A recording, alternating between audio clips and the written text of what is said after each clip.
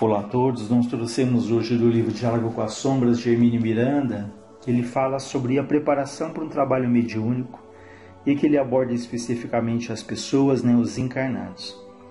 Ele nos diz: o trabalho do grupo mediúnico se desdobra simultaneamente nos dois planos da vida, no intercâmbio tanto mais proveitoso quanto melhor for a afinização, a sintonia entre os diversos componentes encarnados e desencarnados.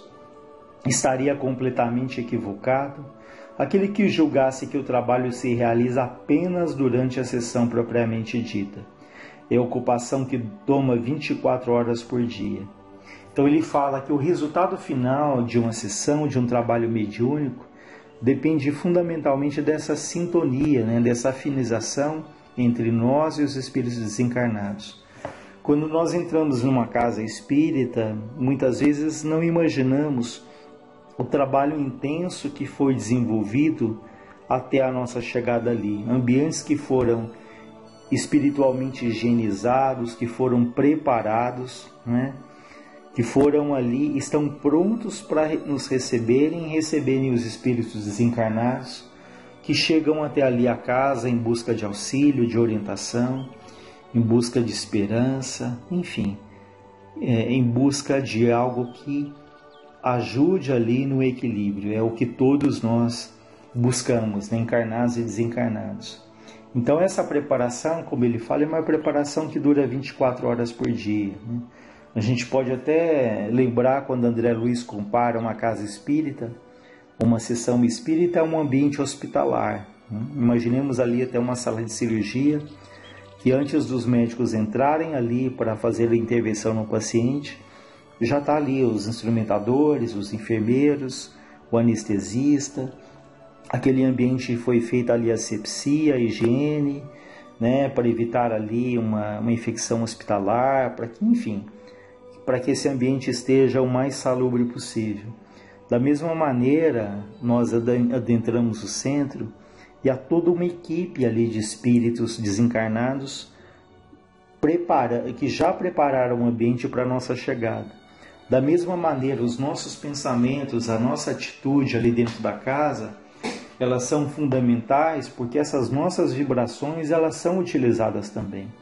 Então nós estamos ali em busca de auxílio, muitas vezes sentados ali quietinhos, mas devemos nos lembrar sempre do quanto um simples pensamento, uma simples prece, tudo isso é um material ali muito rico que pode ser utilizado pelos espíritos para auxiliar outros que estão em condições muito mais difíceis do que as nossas.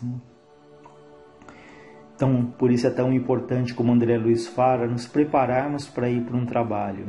Naquele dia, temos uma alimentação mais saudável, mais leve, evitarmos ali temperos mais condimentados, para que chegando ali estejamos com o estômago mais tranquilo, até porque quando vamos ali comemos muita coisa, isso consome ali uma energia para o processo de digestão, provoca ali uma sonolência, isso pode interferir no trabalho. É claro que esse seria um procedimento ideal para todos os dias da semana, mas como diz André Luiz, pelo menos naquele dia que a gente tem um cuidado especial, que é um exercício que com o tempo a gente pode se estender ali para os outros dias, evitando nos aborrecermos com coisas pequenas, procurando ali manter essa sintonia, essa ligação com o mais alto, que é de grande importância, para que quando terminar o trabalho, cada um possa ali sair mais fortalecido e que, como foi dito, nós possamos ser instrumentos de auxílio a tantos espíritos desencarnados em situações bastante difíceis. Ele fala também que os nossos pensamentos, eles são ali acompanhados por espíritos que sabem ali do nosso procedimento. A gente pode às vezes aparentar ali uma suposta santidade, uma suposta evolução, mas os espíritos nos conhecem. Então esse procedimento precisa ser ali um exercício de uma mudança muito firme, muito efetiva.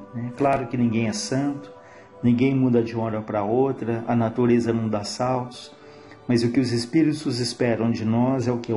A boa vontade, esse esforço persistente, um desejo sincero de a cada dia melhorarmos ali pelo menos um pouquinho, né? Porque ao longo do tempo essas mudanças sejam ali bastante consolidadas, sejam bastante sedimentadas ali, e isso vai se refletir na nossa atitude, na nossa vivência, naquilo que falamos, naquilo que fazemos, sobretudo, né?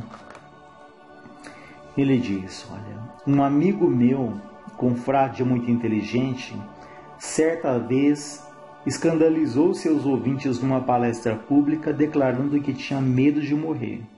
Ao terminar sua exposição, a palavra foi franqueada, né, para perguntas e comentários. E um senhor idoso do auditório declarou seu espanto ao verificar que um espírito esclarecido como ele tivesse medo de desencarnar.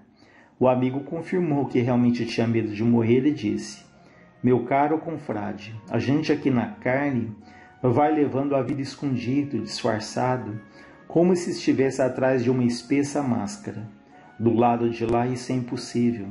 Nos mostramos em toda a nudez da nossa imperfeição. Então, vejam, esse relato interessante desse palestrante que dizia que tinha medo de morrer, e ele justifica isso, né, de que do outro lado nós nos apresentamos exatamente como nós somos. E quantos se decepcionam, né, por falarem, eu conheço o Espiritismo, eu conheço a doutrina, eu sei exatamente o que se passa no desencarne, mas isso não faculta, isso não garante para ninguém um desencarne tranquilo. A gente vê muitas pessoas que se dizem até ateus, que dizem não acreditar em nada, no entanto são pessoas muito mais espiritualizadas do que nós que eventualmente frequentamos assiduidamente ali uma religião, uma casa espírita.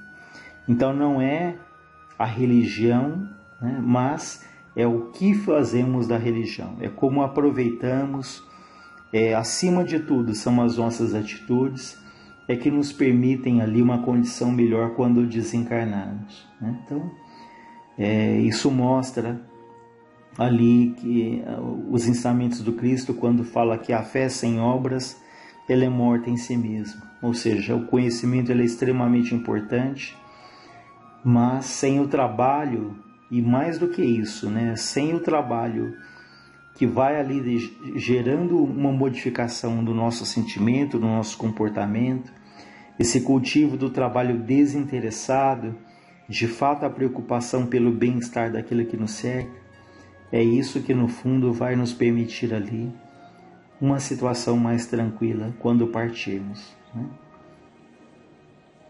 Ele continua dizendo: é claro que aquele que resolveu dedicar-se ao trabalho mediúnico, especialmente no que se convenceu chamar de desobsessão, precisa convencer-se que deve estar permanentemente vigilante consigo mesmo, com seus pensamentos, com o que diz e com o que faz. Principalmente com os pensamentos. Vejam, ele fala muito do pensamento, porque o nosso pensamento ele é uma energia criadora, é uma força viva, né?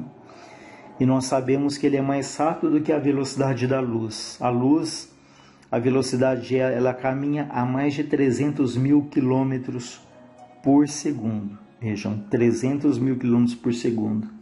Se o nosso pensamento é mais rápido do que isso, a gente pode ter uma pálida ideia do potencial, da força desse pensamento. Por isso é que às vezes a gente pode estar pensando numa pessoa que está do outro lado do mundo, na Austrália, no Japão, e essa pessoa do outro lado fala: nossa, eu sentia o teu pensamento, eu me lembrei muito de você, né? Ela mal sabe às vezes que o fato de pensar muito em nós é porque estávamos ali pensando nela também, e essa pessoa mesmo ali, a tão longa distância, ela capta ali o nosso pensamento de saudade, um pensamento amoroso, e o oposto também é verdadeiro, né? Se emitimos um pensamento de ódio, de mágoa, de rancor, essa pessoa, se ela não está bem, ela pode captar esse pensamento e se sentir mal, porque esse pensamento ele está carregado de vibração, de fluidos, de energia, né? Então vejam,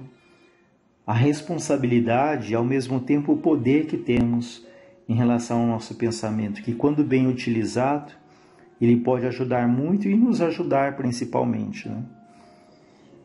E é o que ele discorre aqui sobre o pensamento. É preciso desenvolver um mecanismo automático interior que acenda uma luzinha vermelha a qualquer fuga ou distração maior. Não quer dizer que temos que nos transformar em santos de dia para a noite, mas significa que devemos policiar-nos constantemente, né? Orai e vigiai. Não vamos deixar de ter as nossas faltas, mas estaremos prontos a divertir-nos interiormente e a reajustar a nossa mente, que com maior facilidade pode levar-nos a escorregões de imprevisíveis consequências. Exemplos há muitos, e ele vai citar alguns. O envolvimento numa conversa maledicente, né? A fofoca, uma calúnia, aquilo que parece ser um comentário ingênuo da vida do outro, mas isso ali não é saudável. O distraído olhar de cobiça para uma mulher atraente na rua, uma piada grosseira e pesada, um pensamento de rancor ou de revolta em relação ao chefe ou companheiro de trabalho, ou um pensamento de inveja com relação a alguém que se destacou por algum motivo. A leitura de um livro pornográfico, atualmente a gente poderia falar, né? Visualizações de imagens na internet ligadas ali à pornografia, assistir a um filme pernicioso, enfim, ele diz, há milhares de motivos diante de nós a cada momento, pois vivemos num mundo transviado exatamente porque reflete o transviamento da massa de seres desajustados que vivem na sua psicosfera. Então vejam que ele dá exemplos, aparentemente exemplos simples do dia a dia, mas que esses exemplos que ele deu ligam o nosso pensamento a situações difíceis. A mágoa, o rancor, a inveja, o pensamento de cobiça para uma mulher atraente na rua, né? Então, são cuidados para que a gente possa, aos poucos, disciplinar, educar o nosso pensamento, canalizar o nosso pensamento para objetivos mais nobres, mais saudáveis. Toda atenção é pouca, ele nos diz. A vigilância dispara o sinal de alarme, a prece, a defesa, a correção. Ninguém precisa chegar, porém, aos extremos do misticismo a ponto de viver rezando pelos cantos, de olhos baixos pela rua, temendo o contágio com os pecadores. Então vejam, ninguém de nós é santo para falar eu vou me afastar das pessoas, até porque nenhum de nós tem essa condição. De maneira geral, nós trazemos ali as mesmas angústias, os mesmos conflitos, somos espíritos ali em luta, não é? E são raros aqueles de uma condição superior, os missionários, aqueles que já trazem uma pureza maior do coração. Então, queremos nos afastar ali das pessoas a pretexto de uma suposta santidade, isso não nos ajuda em nada, né? Não foi isso que o Cristo nos ensinou, né? Ele diz, também somos pecadores no sentido de que todos trazemos feridas não cicatrizadas de falhas clamorosas no passado mais distante ou no passado recente. Por outro lado, a providência divina vale-se precisamente dos imperfeitos para ajudar os mais imperfeitos. Quem poderia alcançar esses, senão aqueles que ainda estão a caminho com eles? A distância entre nós e os que já se redimiram é tão grande em termos vibratórios, para usar uma palavra mais ou menos aceita, que dificilmente conseguem eles alcançar-nos para um trabalho direto junto ao nosso espírito.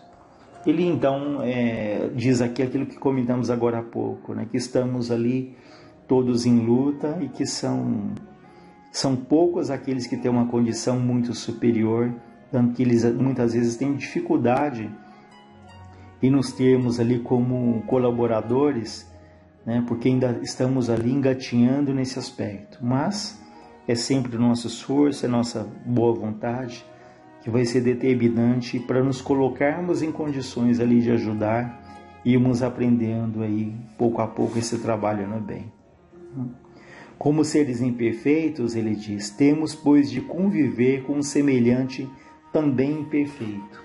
Não há como fugir de ninguém, isolar-se em torres de marfim, mosteiros inacessíveis, grutas perdidas na solidão. Nosso trabalho é aqui mesmo, com o homem e a mulher, o velho, a criança, seres humanos como nós mesmos, com as mesmas angústias, inquietações, mazelas e imperfeições. O que enxerga um pouco mais ajuda o cego, mas talvez esse cego disponha de pernas para caminhar e pode assim amparar o coxo, aquele que tem uma deficiência. E quem sabe se esse deficiente dispõe de conhecimentos construtivos que possa transmitir ao mundo. Somos, pois, uma tremenda multidão de estropiados espirituais e a diferença evolutiva entre nós aqui na Terra não é lá grande coisa.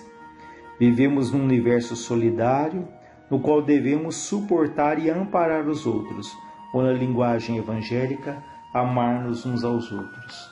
Não é difícil e é necessário. Então fica aí para a nossa reflexão, da preparação para o trabalho mediúnico, do pensamento, da nossa atitude, e essa mensagem tão rica para nós de que ninguém é santo, nós não somos superiores aos outros, e é justamente no contato com aqueles que julgamos difíceis que vamos desenvolvendo ali a paciência, a compreensão, a empatia. Então, da mesma maneira que nos recomendam ali o respeito pelo outro, também os outros têm dificuldade conosco, também nós trazemos ali as nossas feridas ainda não cicatrizadas e precisamos da paciência e da compreensão. Ou seja, como ele diz, somos todos solidários e precisamos nos ajudar. Então nós vamos encerrando por aqui, sempre gratos a Deus nosso Pai e a Jesus nosso Mestre, a Frei Fabiano e os Espíritos amigos.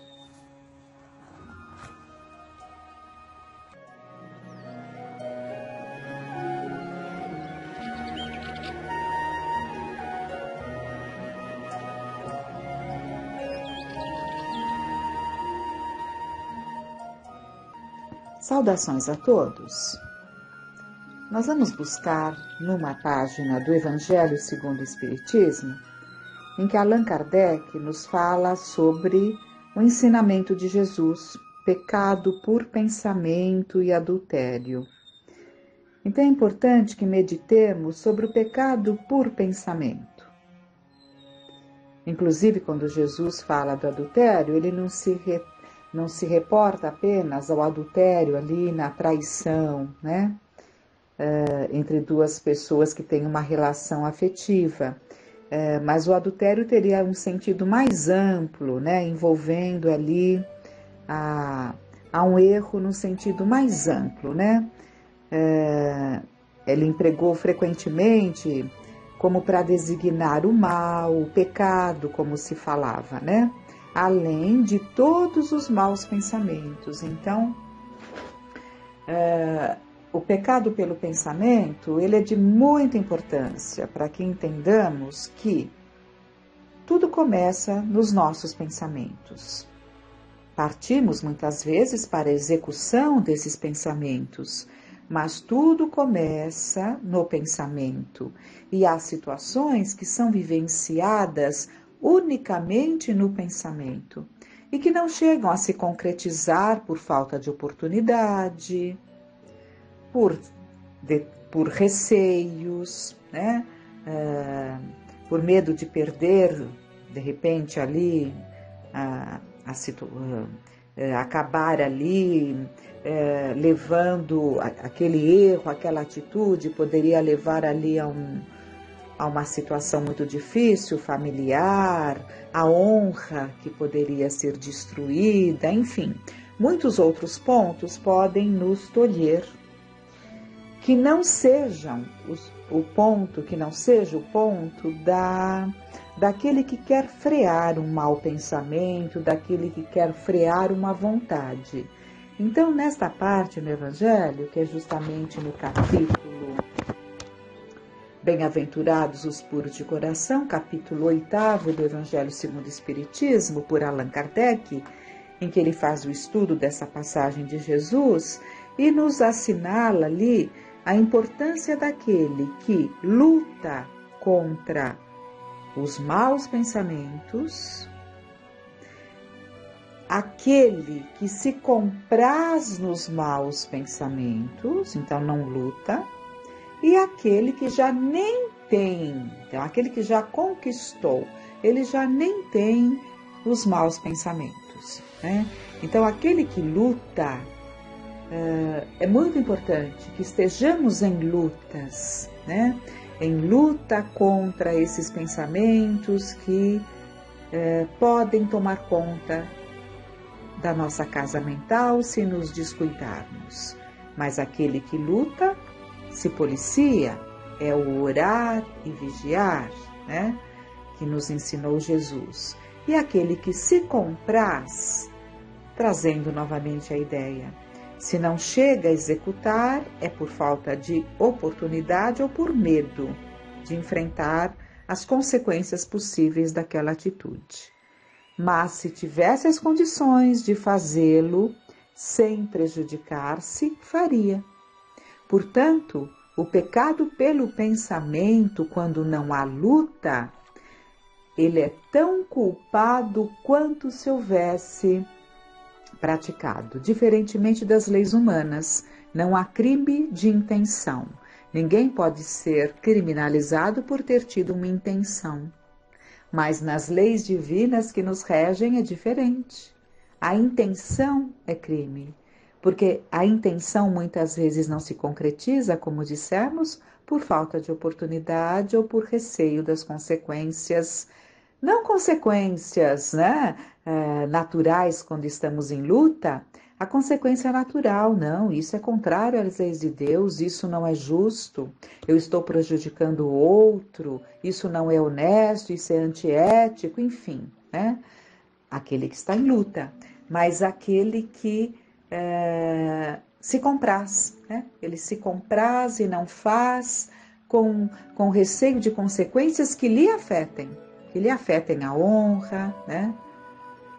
E assim vai. Então, buscando então, né, nessa análise desse tema, vamos pegar, é um livro muito, muito interessante, para o resto da vida, Contos que Tocam o Coração. Ele foi escrito por Wallace Leal Rodrigues, que era um escritor do Clarim, né, que é uma editora, o Clarim, no interior de São Paulo, em Matão, em que os livros principais dessa editora são livros espíritas, né? E ela tem jornal, né? O Jornal Espírita. E esse Wallace Leal, ele trabalhou por muitos anos nessa editora, né? Nessa editora. E nessa editora ele, com toda a sua cultura, com todo o seu conhecimento, escritor de brilhante esmero intelectual, tanto na forma como no fundo, numa linguagem, um estilo, em que demonstrava uma extraordinária capacidade de pesquisador, né, de obras e autores. Então ele se destacou pelo seu trabalho diferenciado na editora O Clarim, né? Ele desencarna, ele muda-se para Araraquara em 1940, né? E não sabemos se ele já está desencarnado. Eu acho que aqui não temos essa... Quando foi escrito esse livro, ele devia ainda estar atuante, né? Mas é interessante porque esse livro que ele faz, vamos logo ao ponto, é baseado numa revista muito conhecida. Quem tem já algumas décadas de vida vai se lembrar da revista, eu não me lembro se era mensal, semanal, quinzenal, seleções do Reader's Digest, algo assim.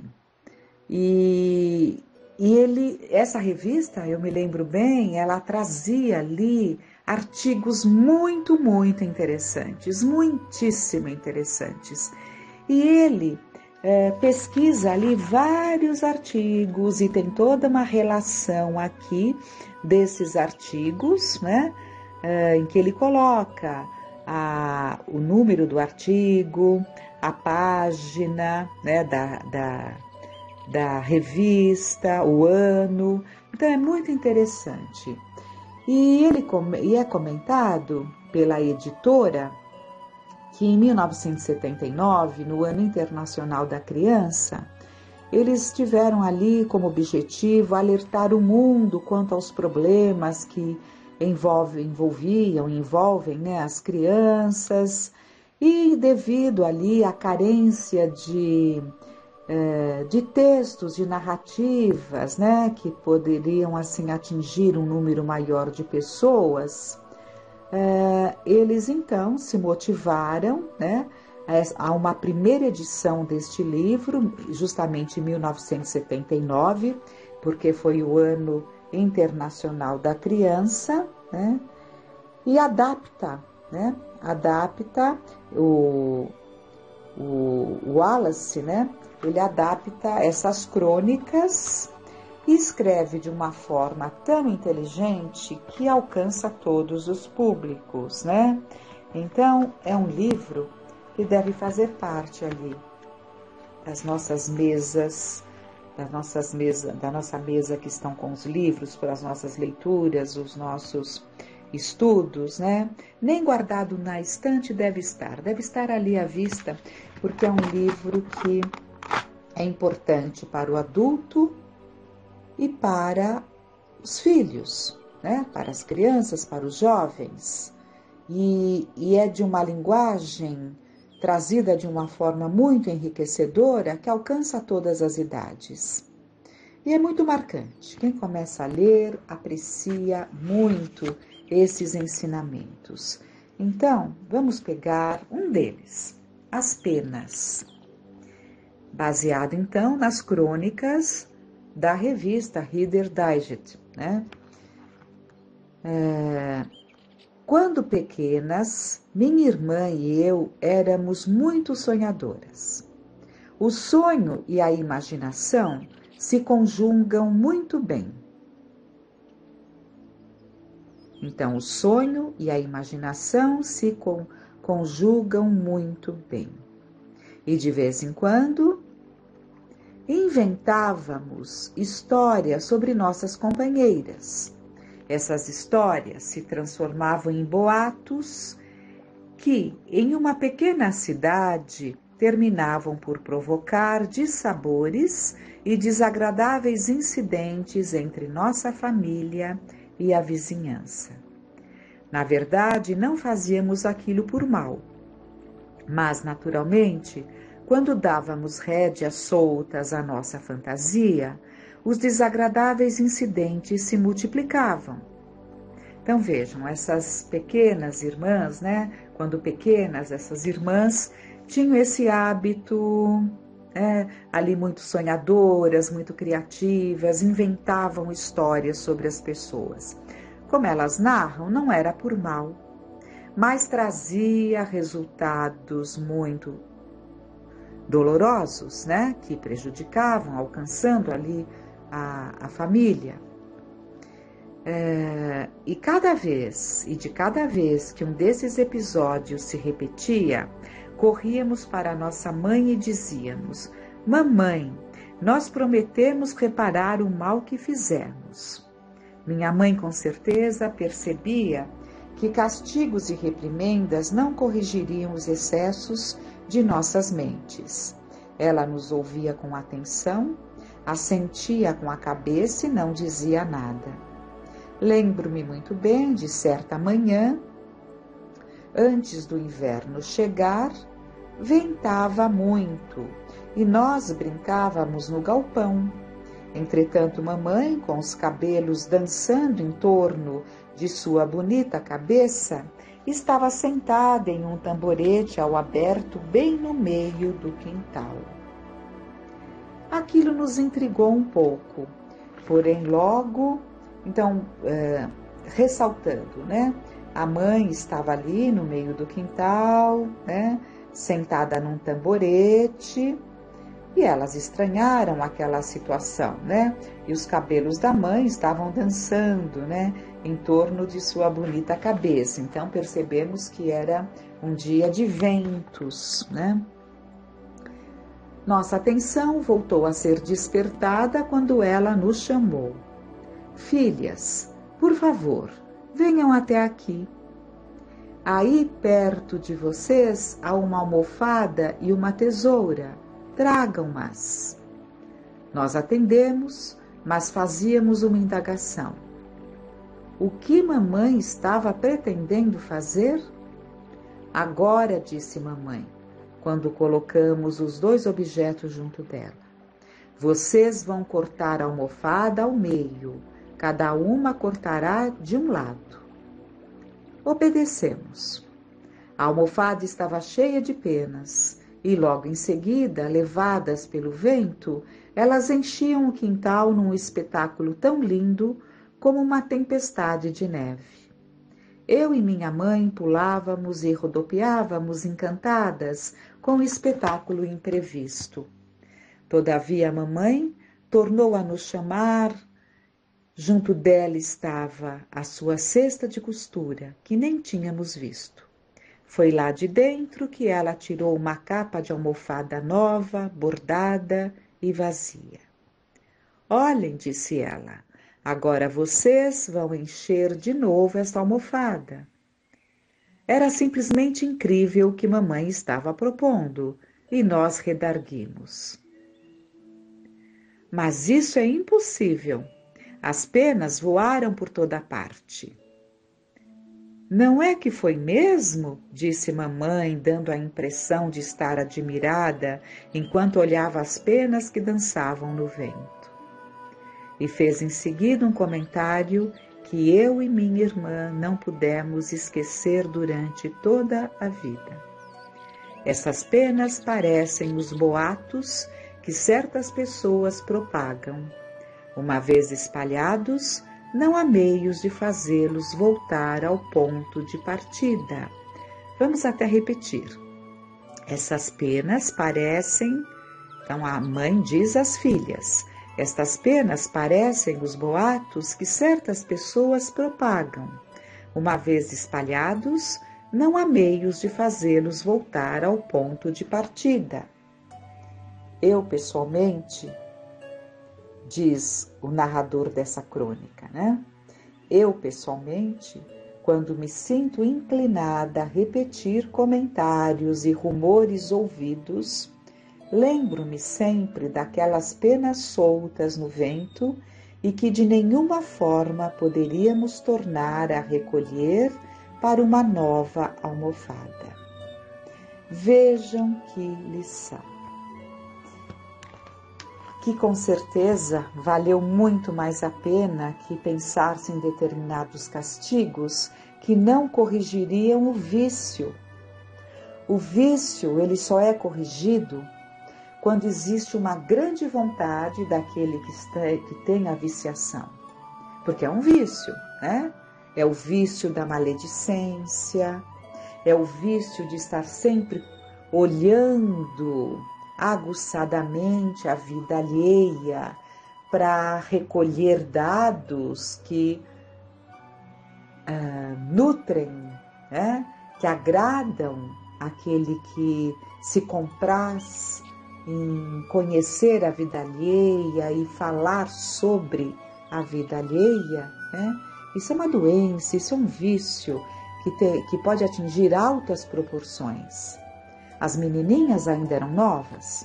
Se não fossem corrigidas, com certeza seriam adolescentes e adultos, maledicentes, fofoqueiros, às vezes até sem grande maldade, né? Sem a maldade como elas diziam na infância, mas às vezes até um adulto que não é propriamente por maldade, mas é uma viciação de trazer comentários, é uma viciação de trazer pontos engraçados, mas pertencentes à vida do outro, privativos da vida do outro, portanto inapropriado para determinadas conversações e comentários, porque pertence ao outro, né?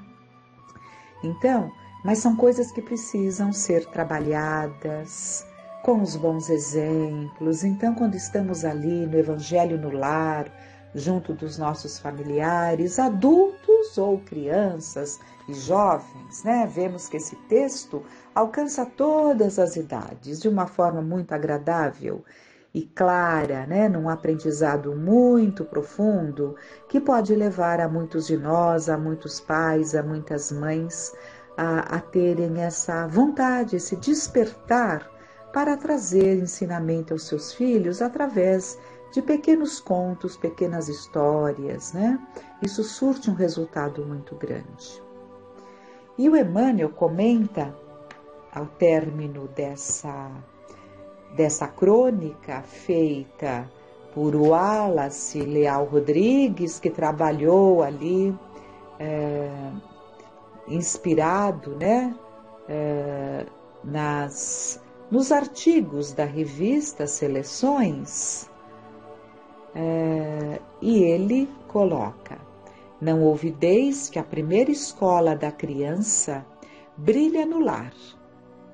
Abre teu coração à influência de Cristo, o divino escultor de nossa felicidade, a fim de que o menino encontre contigo os recursos básicos para o serviço que o espera na edificação do reino de Deus. Emmanuel. Vemos aqui o alerta da importância da educação nos lares. A base é a família, a educação se processa verdadeiramente nos lares. Muito interessante, e muitas outras coisas poderíamos trazer desses textos tão maravilhosos, né? Mas o tempo se esgota, ficam então essas orientações, esse aprendizado, e que possamos incorporar o que é bom na nossa rotina, não é? Muitas coisas nós pensamos, nossa, que bom, vou começar, mas não tomamos atitude, depois o nosso cérebro já joga essa vontade lá para os porões da nossa consciência e lá se perde tantas boas disposições, né? Então é preciso que quando temos ali um ímpeto, né? Ali uma decisão, né? Vou fazer isso, vai ser bom, façamos, não adiemos não, porque as nossas recordações passam rapidamente e ficam no esquecimento. Que fiquemos em paz.